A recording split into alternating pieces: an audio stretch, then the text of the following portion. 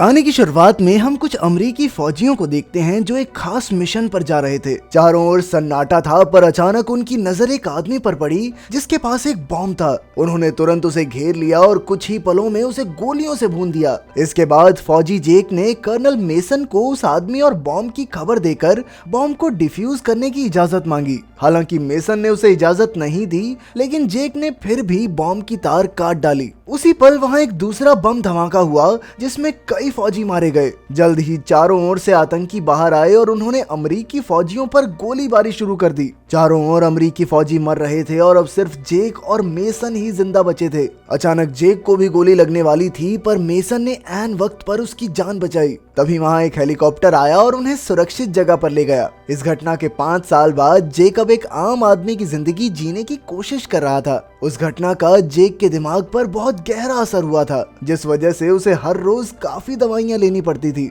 अब वो अर्ल नाम के एक आदमी की दुकान में काम करता था और शाम को अपने परिवार के साथ समय बिताता। वो अपने बेटे सैम से बहुत प्यार करता था। अगले दिन जब वो काम पर गया तो उसने देखा कि कुछ मुश्तंडे अर्ल से पैसे वसूलने आए थे। जब जेक ने उन्हें चुपचाप बाहर निकल जाने को कहा तो उनके लीडर फ्रेश ने अपने गुंडों के साथ उस पर हमला कर दिया। लेकिन जेक कोई नौसिखिया थोड़ी था, उसने बड़ी आसानी से उन सबको धूल चटा दी। आखिरकार फ्रेश बदला लेने की धमकी देकर वहां से चला गया। इसके बाद जेक को अपने परिवार की चिंता हुई तो उसने ग्रेस को फोन करके सब कुछ बताया, पर ग्रेस कहने लगी कि उसे खुद लड़ने की बजाय पुलिस को फोन करना चाहिए था। खैर, फिर शाम को जब वो घर लौटा तो उसने फ्रेश की गाड़ी देखी। तभी फ्रेश ने कहा कि मेरा बदला पूरा हुआ और तुरंत वहां से फरार हो गया। अब जेक तुरंत अपने घर में घुसा, लेकिन वहां का मंजर देखकर उसके पैरों तले जमीन खिसक गई। उसकी पत्नी और बेटे की लाश जमीन पर खून से लथपथ पड़ी थी और बेचारा जेक उसी वक्त फूट फूट कर रोने लगा। कुछ ही देर में पुलिस ने वहां आकर जेक से पूछताछ की,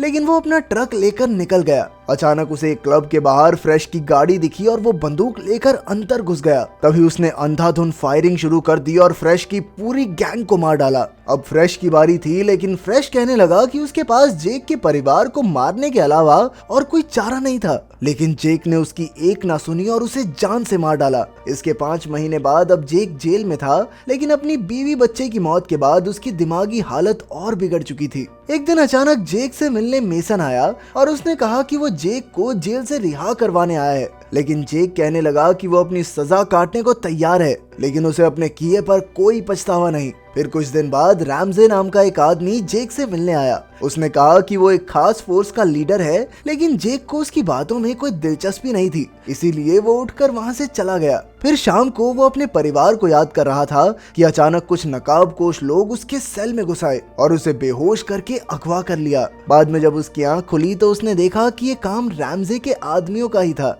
रैमजे ने कहा कि वो काफी समय से जेक पर नजर रखे हुए थे और वो चाहता था कि जेक उसकी फोर्स सेक्शन 8 के लिए काम करे। जेक को उसकी बातों में कुछ खास इंटरेस्ट नहीं था, लेकिन फिर रैमजे ने कहा कि तेरा बेटा तुझे एक हीरो की तरह देखना चाहेगा, एक कैदी की तरह नहीं। उसकी ये बात सुनकर जेक उसके साथ काम करने को राजी हो गया। इसके बाद रैमजे ने जेक को एक नया बैंक अकाउंट, घर, गाड़ी और एक झूठी कहानी दी, क्योंकि बाकी दुनिया के हिसाब से वो अब मर चुका था। फिर रैमजे वहां से चला गया और बाकी टीम ने जेक की परीक्षा ली। एजैक्स ने उसे धक्का देकर उस पर हमला करने की कोशिश की तो जैक ने भी डटकर उसका सामना किया और आखिरकार वो एजैक्स को एक पेन से हमला करके मारने ही वाला था कि अचानक उसके सामने उसके परिवार की झलक आ गई और वो वहीं रुक गया। कुछ समय बाद जेक और म्यूलर अपने पहले मिशन के लिए निकले। उनका मिशन था कैस्टिलो नाम के एक आदमी को मारना जो हथियार बेचने का गैर कानूनी काम करता था। अब वो काफी खतरनाक हथियार रशियंस को बेचने वाला था, लेकिन उन्हें इससे पहले ही कैस्टिलो और उसके आदमियों को मारना होगा। शाम को वो दोनों मेक्सिको पहुंचे, जहां कैस्टिलो अपने अड्डे पर रशियन माफिया से डील करने वाला था। उनके आते ही जेक ने चुपके से एक गार्ड को मार डाला, लेकिन इस आवाज से दोनों गैंग्स को लगा कि सामने वाले उन पर हमला करने वाले हैं। जल्द ही बात बहसबाजी से बढ़कर गोलीबारी तक आ गई। अचानक वहां एक गाड़ी में धमाका हुआ और दोनों गैंग्स के लगभग सारे गुंडे मारे गए। आखिरकार जेक ने बाहर आकर देखा कि गाड़ी में 2 लड़कियां डरकर छिपी हुई थी, लेकिन जेक ने उनकी जान बख्श दी और हथियारों के कागज लेकर लौट आया। लेकिन बाद में रैमजे ने 2 लड़कियों को जिंदा छोड़ने के लिए उस पर बहुत गुस्सा किया। लेकिन फिर जेक कहने लगा कि उसे इंसानों की जान की कोई परवाह नहीं है क्या। इसके बाद रैमजे ने लॉक नाम के एक आदमी को फोन किया और फिर अगले दिन लॉक ने एक होटल में जाकर कई लोगों को मार डाला और आखिरकार अपने शिकार के कमरे तक पहुंच गया। वो आदमी जानता था कि रैमजे ने ही लॉक को भेजा है, इसीलिए उसने लॉक को बहुत सारे पैसे देने का लालच दिया, लेकिन लॉक नहीं माना और उसने बड़ी बेरहमी से उसे मार डाला। दूसरी ओर जेक शाम को म्यूलर के साथ एक बार में गया और उससे रैमजे के बारे में जानकारी हासिल करने की कोशिश की, लेकिन वो भी रैमजे की असलियत के बारे में कुछ नहीं जानती थी। बाद में रैमजे ने उन्हें एक नए मिशन पर भेजा जहां उन्हें कुछ खास जानकारी हासिल करके ग्राहम नाम के एक मंत्री को मारना था, क्योंकि उसने देश से गद्दारी की थी। उसके पास Z+ सिक्योरिटी थी, इसीलिए उन्हें बड़ी सावधानी से काम को अंजाम देना होगा। कुछ ही घंटों में वो सब ग्राहम के प्रोग्राम में भेस बदल कर पहुंच गए। म्यूलर ने छिपकर काफी गार्ड्स को मार डाला, लेकिन जल्द ही सिक्योरिटी को इसकी खबर लग गई और वो ग्राहम को एक वैन में ले गए। उधर म्यूलर ने ग्राहम के कंप्यूटर से खुफिया जानकारी हासिल की और इधर जेक ग्राहम के पीछे भागा, लेकिन वो वैन बहुत तेजी से निकल गई। वो किसी तरह शॉर्टकट लेकर पहाड़ी से छलांग लगाकर उनका रास्ता रोकने ऐन वक्त पर पहुंच गया। तभी एक गार्ड ने उस पर हमला किया, लेकिन जेक ने उसे मार डाला। अब वो ग्राहम का काम तमाम करने ही वाला था कि अचानक ग्राहम ने अपनी जान की भीख मांगते हुए कहा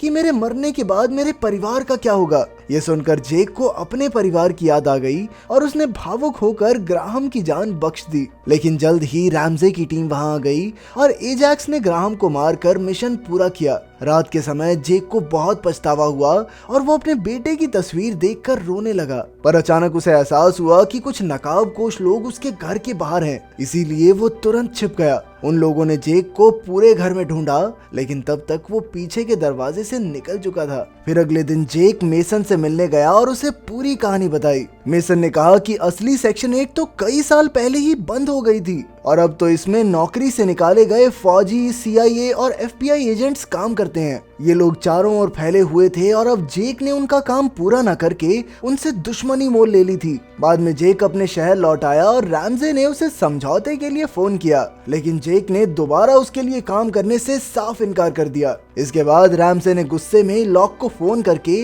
उसे जेक को मारने का मिशन दे दिया। खैर बाद में जेक की मुलाकात अपने बेटे के एक दोस्त से हुई और उसने बताया कि जेक की पत्नी और बेटे को मारने से पहले फ्रेश काले सूट पहने हुए कुछ एजेंट्स जैसे लोगों से मिला था। पर तभी अचानक लॉक ने वहां आकर उस पर गोली चला दी और जेक बच्चे को दुकान में धक्का देकर वहां से भाग निकला।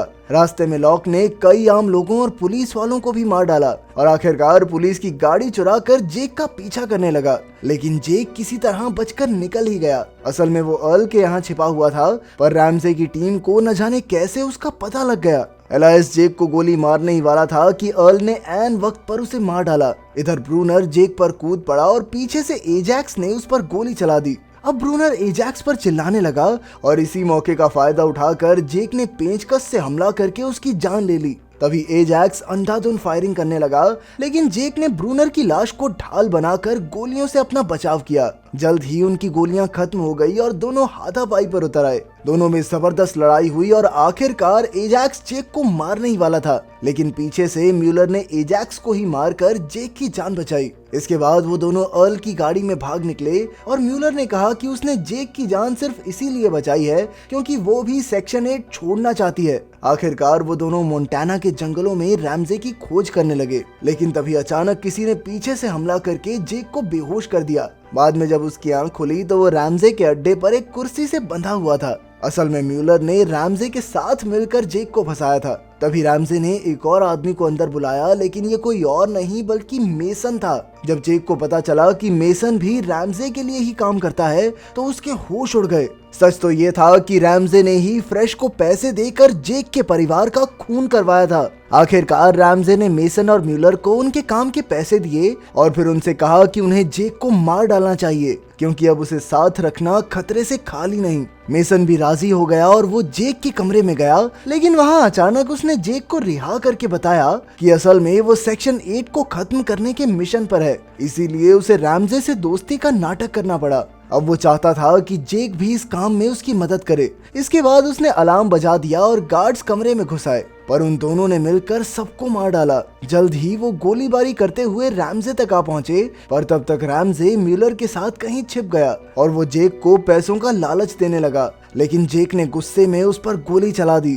फिर रैमजे कहने लगा कि भाई मेरी कोई गलती नहीं है, ये सब मेसन का किया धरा है, पर जेक को उस पर यकीन ही नहीं हुआ। इन्हीं बातों में अचानक म्यूलर ने जेक पर गोली चला दी, पर तभी मेसन अपने दोस्त की जान बचाने के लिए बीच में आ गया। जेक ने तुरंत मेसन को बचाने की कोशिश की, लेकिन मेसन कहने लगा कि उसकी जान से ज्यादा जरूरी ये मिशन है, और कुछ ही पलों में उसने वहीं दम तोड़ दिया। अब म्यूलर ने फिर से उस पर हमला किया और दोनों में जबरदस्त लड़ाई शुरू हो गई। अचानक म्यूलर ने जेक के कंधे में चाकू घोंप दिया, लेकिन जेक ने इसी चाकू से उसकी हत्या कर दी। इसके बाद उसने बाहर निकलकर देखा कि रैमजे गाड़ी में भाग गया था। जेक भी उसके पीछे हो लिया और दोनों पागलों की तरह गाड़ी भगाने लगे। अचानक रैमजे का ध्यान भटका और उसका एक्सीडेंट हो गया। जेक उसके पास आया और रैमजे को गोली मारकर उसने मेसन के शुरू किए हुए इस मिशन को पूरा किया। फिर शाम को जनरल सेवॉय जेक से मिलने आया। असल में मेसन सेवॉय के लिए ही काम करता था। सेवॉय ने जेक की काबिलियत देखकर उसे पुलिस में नौकरी का ऑफर दिया,